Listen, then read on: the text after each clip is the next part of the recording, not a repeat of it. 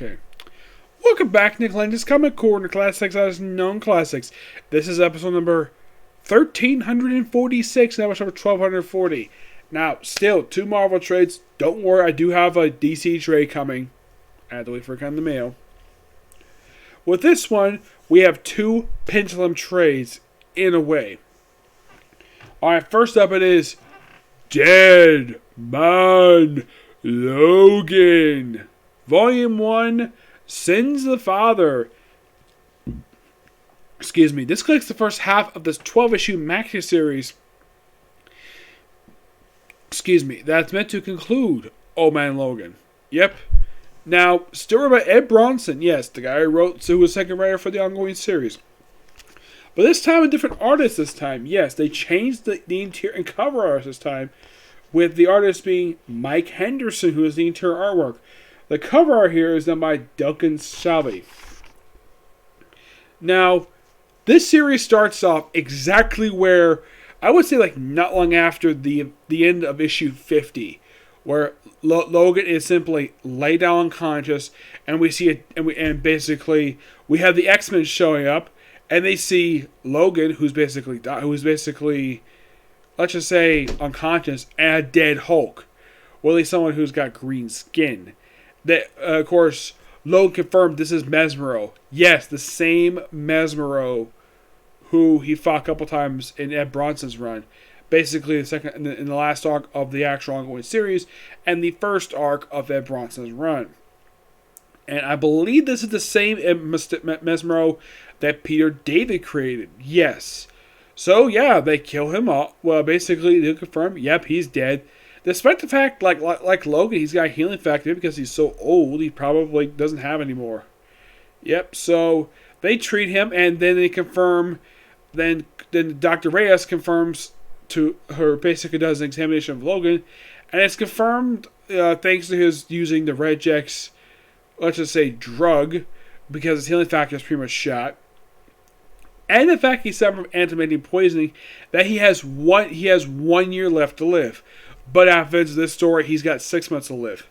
So, Logan does something that he actually, this is sort of in a way, following up some stuff, basically, from not only Ed Bronson's run in these 6 issues, but also from Jeff Lemire's run. Because one of the things he actually wanted to do was to kill Mysterio. Yes. There's also, the actual his arm, that the list on his arm that he had when this book started. Basically, it's a flashback of, well, when the series first started, where he had 4 names on his arm: Butcher, Banner, Mysterio, and Red Skull. Well, Butcher he killed at the start of the series. Banner he killed Mesmero, so he's basically powerless. Red Skull was killed by Steve Rogers, so he's basically out of the question. And then there is Mysterio, the last name on his list. And yes, we have Quilton Beck show up here. Yes, the actual Mysterio. He's only in just 6 issues, and the last half of the series is mostly a little bit of setup for what happens for the next couple series, like Old Man Quill and the Avengers of the Wasteland. There's basically some setup for that there.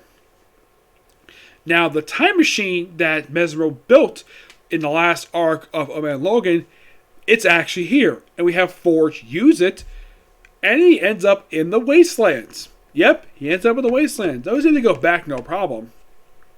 I'll get to what happens to Logan a little bit later. So, they pretty much have this whole storyline with Logan going after Mysterio. Mysterio, apparently, get this. Apparently, he's looking for Mysterio, and he runs into Miss Sinister. Yes, Miss Sinister. A character who technically last appeared in... Well, she was recently, at this point in comics, was recently appearing in the series X-Men Blue, after previous appearances being in the series X-23. Yes, Miss Sinister, the female version of Mr. Sinister. Yeah, where, thanks to reading Logan's mind, she's like, why don't we have the villains do that? So, since Red Skull is gone, go see his smoking hot daughter, Sid, and Crossbones. Yeah, I'm not kidding about that. She goes to visit Sid Crossbones. It is the Marvel comic universe.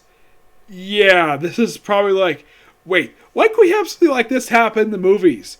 Well, it can happen now, but at the time this came out, no way this could actually happen. We have a character from the X-Men world going to the characters who are from Captain America comics. Yeah, so she basically goes to free Quilterbeck, who's in a mental institute. Yes, a mental institute. And he uses basically his illusions on an old lady. Oh, and by the way, they kind of in the way habits where his illusions were done by machines he had in his suit that he wore. Apparently, he actually has powers of it. He's basically been mutated into a mutant. Or apparently he can actually cast illusions. Which I'm like of all people, what was the guy's name? He was from the X-Men comics. It was Mesmero. Mysterio. Mysterio was the Hulk character. Yeah, he was the guy cast illusions from the Master Mold. Mastermind. Yeah, it's like he inherited that power. I'm like, when the heck did this happen? I have no idea how. So apparently, here's the thing. Quincy has no desire to deal with Logan. He doesn't want to deal with superheroes. After having the crap beat out of him by both Spider-Man and Daredevil. Heck, he's mentioned he was even humiliated by Deadpool. Yes, freaking Deadpool, which, okay, that's quite hilarious. The fact that you have an old school villain like Mysterio, and he's humiliated by Deadpool, a character created in the 90s, and Mysterio was created back in the 60s. I think he appeared back, I think it was like Amazing Spider-Man number 8. Yes. Excuse me. So, they pretty much form a plan, have an alliance with Magneto and Doctor Doom. Of course, they managed Doctor Doom doesn't want to control the world, but here's the thing. Magneto has got no desire for World Conquer anymore. Apparently, Bronson didn't know that, or apparently he was not reading the X-Men comics at the time this is coming out, because Magneto's not World Conqueror anymore. He has been a World Conqueror since, I don't know, the 90s. Yeah, not since the 1990s, though. You're probably thinking, well, wait, what about that Planet? What about Magneto show Planet X? That wasn't Magneto. It was later retcon that was actually Zorn, who think he was Magneto, but it was actually Zorn all along. Zorn posing as Magneto. Even Magneto himself basically pointed out, though, yeah, that's not me. That's an imposter. So, I based this information on a bunch of retcons, basically Marvel did, which they had to do because of which they did because of the negative reaction that Planet X got. That's the reason for the retcons they did for that story of why they retconned that was not actually Mysterio, but actually an imposter. Though also in the storyline, for some reason, he was wearing his movie attire. Yeah, in case you read the comic at the time, and you probably saw the X movies, it was the same exact outfit that Sir Ian McKellen wore in the movies. Yeah, the same exact outfit, even the same helmet. Which, I'm like, really? If this was freaking if this was Magneto, where was that special collar he had, basically, part of his suit? This metal collar he had basically show off like a little bit of his neckline? Yeah, that was actually missing. And plus, also, Magneto was basically very muscular. Yeah, he was a muscular guy. So apparently, when he put on that suit, he was thin. I don't know. So they basically want to cast an illusion of, well, Mysterio just cast his illusion where he just, let's just have it where like, let's basically have people to think they're not actually people, because it was mentioned in the original Old Man Logan story, the reason why that some of the heroes were dead. Apparently, Avengers were included in this too, despite the fact in the original story, it was just the X-Men, where Mysterio cast an illusion, and this is something that's never explained, that somehow his illusion was able to fool Logan's nose. Which, I'm like, how? How is this possible? Like, Logan's got the best nose. And somehow this is able to fool him thinking this wasn't actually the same people. So you have indirectly killing the X-Men. Which something he regrets doing. And here's kind of the thing. They kind of did the same thing here where, like, let's just fool Logan thinking that, well, he's fighting Taskmaster even though he's fighting Captain America. And injuring people in New York City. Now, here's the thing. Now, Mysterio's power to cast illusions has been well known. Well documented.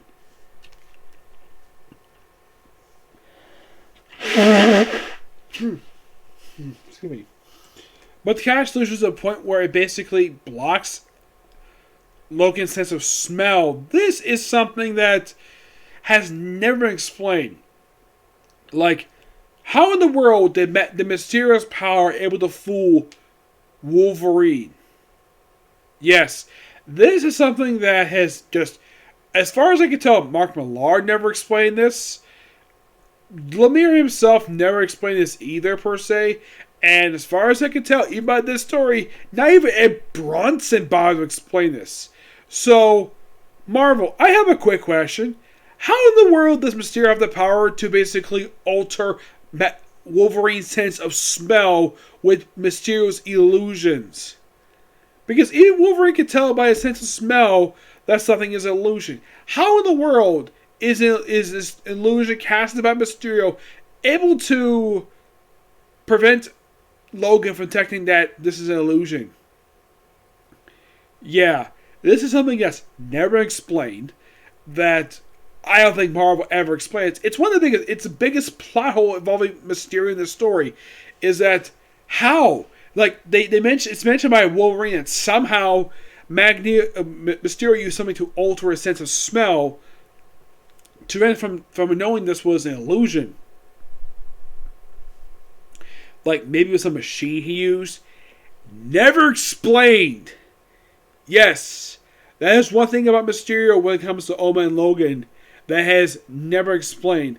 And by the way, the original story came out in, I think it was like 2006. That was roughly 15 years ago. This book came out roughly, I think it was like just a few years ago, I think this was. 2 years ago.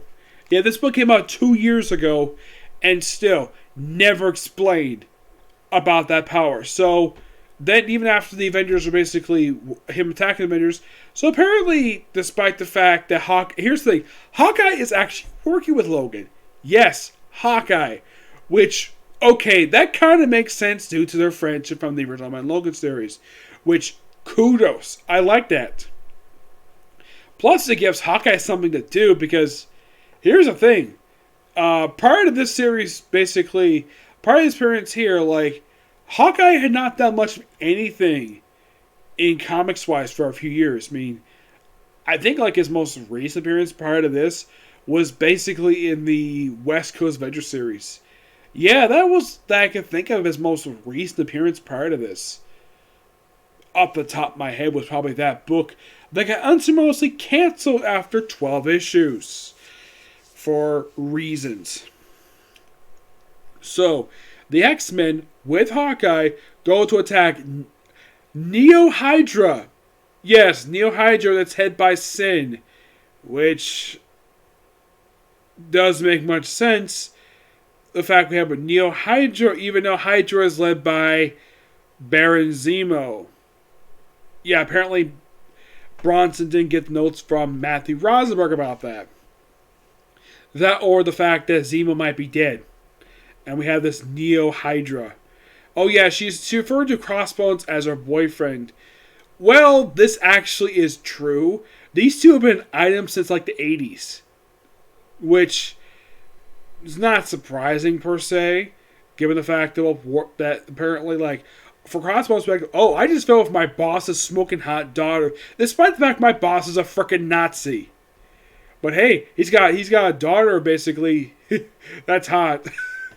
No denying, Sin is hot. I like the fact that we have this particular thing happen. Now, in 2014, I think it was. No, it was 2010. It was something Brubaker did when he basically turned Sin into the female Red Skull. That was something that was basically active for quite a while. Until about 2016. This happened for about 6 years until Nick Spencer undid it during his first arc for Steve Rogers' Captain America. Which, even though doing something like that was not something that even I was complaining about, because, well, that was fine. It was something that I don't think I was complaining about. As long as you didn't undo the entire run, which is really good, by the way. And doing something as small as that, not going to cause any issue with anybody. Not that I can think of, no, because sometimes basically some minor stuff here and there will be undone. But big stuff, basically like taking away someone's secret identity just because the previous version is alive, or we can't have the two people with the same name pop up anymore. Yeah. So, eventually in the story, we have, apparently looks like Mysterio's been killed Wolverine, but it was just an illusion. And Quentin is back in his mental institution, even though everybody there is dead. Apparently now that's his home, for some reason, and it's full of bullet holes. And meanwhile, though, Logan's like, after apologizing to Steve, basically what happened, he goes to a bar, and this happens. Yes, this is something I think that a lot of people were expecting for 2 years to happen. We have Oma and Logan meeting Wolverine. A scene that I think a lot of people had wanted to see for about 2 years. What do these two guys do? Have a beer, chat, have a barroom brawl, and then he goes back home, goes to his portal, goes back to his home, the portal explodes, and then that leads into the second half of his limited series. This book is really good.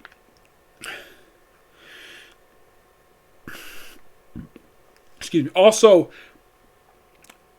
Mysterio's excuse me. Mysterio's, his corpse is actually destroyed in here, so he's gone. Completely gone. So, good job for remembering the fact that it existed, but now it's been destroyed. I give this book roughly I'm going to get a 10 out of 10. It's just really good. Thoroughly enjoyable. This book is not that enjoyable. First half of the issues are, we have Uncanny X-Force Volume 2, which is Thorn and Frayed. Written by Sam Humphries, artwork by a couple different artists in here. We have Adrian Afina and Daba Kotojic for issues 7 through 9, and 10 through 11 is Norma Perez, and of course Andrew Afina does issue 12. Let's see, there's a list of the cover arts in here.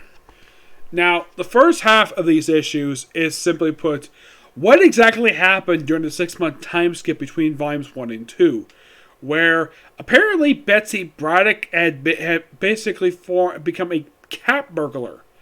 Yes, and she was sleeping with Phantom X. And then something really weird happens. Okay, so after she gets protected by the female Phantom X, they later have a drink, they make out, and they have sex. I am not kidding about that.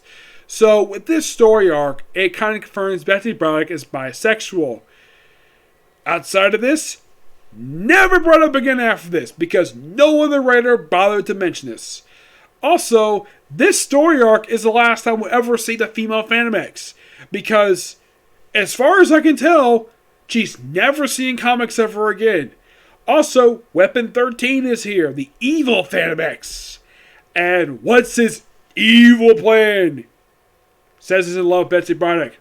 That goes nowhere. I mean, aside from the fact we have some minor relation with Betsy Braddock, it's a complete, almost pointless story arc that just, kind of explains what the heck happened between the events of volumes 1 and 2 of this series. The second half of this is just most like a lot of setup for the finale for this run before that crossover with Cable and X-Force, where we have this thing about the Demon Owl. We see his alternate version of the X-Force characters. Excuse me. And not much else. Yes. For basically the second trade, the artwork is still pretty good. I give high praise for that. And 10 through 12 is even more pointless than 7 through 9. At least 7 through 9 basically is some minor character development. So, this is the reason why she hates Phantom X? Oh yeah, and then they reveal that basically not long after we see that Betsy Braddock had sex with the female Phantom X, we later see it that, and this was shown at the start of the series, that the female Phantom X and of course Phantom X himself are later seen making out, and then later seen they apparently had sex. Yeah, I'm not kidding about that. I'm like, wow. So, first we have Betsy Broderick having sex with Phantom X, and then Betsy has sex with a female Phantom X, and then the two Phantom X's have sex. I'm like, okay. So we have these characters having sex every issue. Okay. As far as I can tell, this really goes nowhere because... Oh yeah, by the way, here look at this character. That's this woman right here. That's Phantom X's mother. Her last appearance was the end of the previous volume. Even this character is supposed to be dead. Somehow. Oh, and by the way, does the storyline with the Phantom X's ever get resolved? No. It's completely ignored. It's like, this is just a pointless thing that Rick Remender just introduced at the end of his run that Humphrey just did nothing with. Like, what was the point of these other Phantom X's? And then they have a suggestion to just merge all three back into one again. Which, as far as I can tell, that may or may not have happened because Phantom X himself is still around. Yeah, he's still around. He got a miniseries long after this. As a matter of fact, he's even recently featured as recent as X-Force by Gary Duggan, where apparently he took the place of Charles Xavier when we had Charles Xavier apparently get assassinated during the whole Kurotoa stuff. At least he's still around. But as far as I can tell for this plot thread, like some evil plan that Weapon 13 has, no idea what the heck it is because it's just pointless. That's just of it.